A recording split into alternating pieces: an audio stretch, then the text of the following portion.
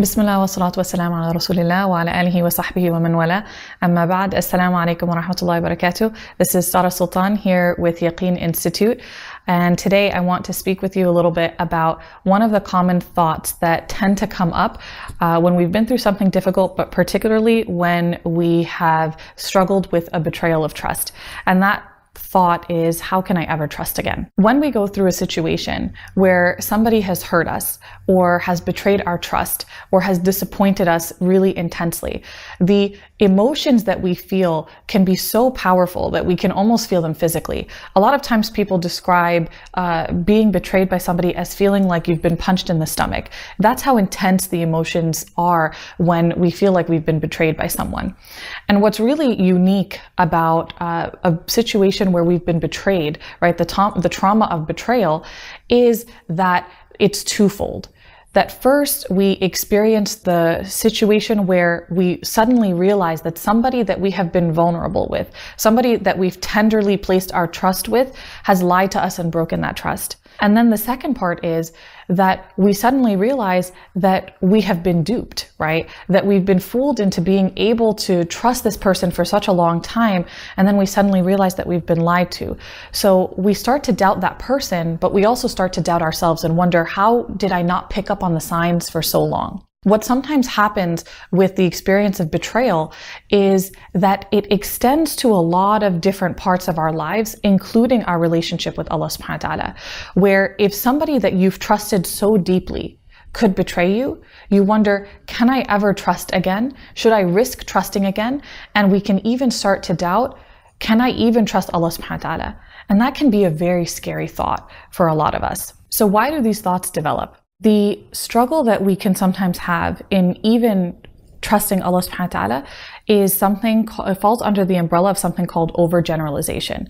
And this is a cognitive distortion. Overgeneralization basically means basing our complete view of the world and people on one single event or one single bad occurrence that happens in our lives. So basically it's the idea of carrying an umbrella with you because you've experienced one rainy day and you have this umbrella over your head constantly, right?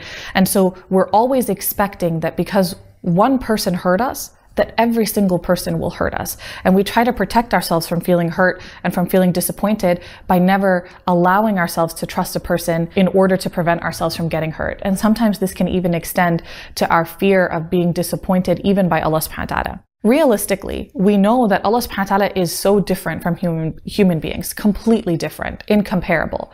But emotionally, it's a very different story. So one thing that is important for us to be aware of when we're thinking about this thought is how it develops, right? So for example, if you have a really good friend and she hurts you, right, where she said something bad about you behind your back, then the thought trajectory that tends to happen is, I've devoted so much to this relationship and she's done this to me, then I must not matter to her. And if I don't matter to her, then I must not matter to anyone. So what's the point of even investing in relationships if I don't matter anyway? In order to be aware of the way our thought process develops, one thing that I think is a really powerful reminder for all of us is that a lot of times our relationship with everybody that we encounter, but even our relationship with Allah subhanahu wa ta'ala, can emulate our previous relationships. So our relationship with Allah can often be like our relationships with people that we've experienced. So if people have hurt us, then we assume that Allah subhanahu wa ta'ala will hurt us, even though rationally we know that this is not true. So one tip that I want to leave you with to consider in order to try and overcome these overgeneralizations of thoughts that we might experience is to ask ourselves, what, first of all, are some of the thoughts that we experience that are overarching themes that we imagine our entire life is going to fall into, right? And then ask ourselves, is there any evidence that you could have? What would you need? What evidence would you need in order to see that this overgeneralization is not true? And once you can determine, okay, what evidence do I need in order to feel like I can actually trust someone, for example, then ask yourself, does this evidence exist? Does it already exist? Because it might be there, but we just don't see it. And so with regards to our relationship with Allah subhanahu wa ta'ala, for example, that evidence is already there if we just look at it. Every breath that we take is in trusting Allah subhanahu wa ta'ala that our lungs will expand to accept it.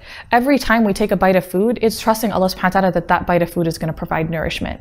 So the evidence that we can trust is there if we just look for it. So try and explore that, inshallah. If you'd like to know a little bit more about the idea behind overgeneralizations, get a lot more practical tips, and just get a deeper understanding of why you might be struggling with these thoughts and how to overcome them, then take a look, inshallah, at the next article in the Your Lord Has Not Forsaken You series on Yaqeen Institute's website. Jazakumullah khair.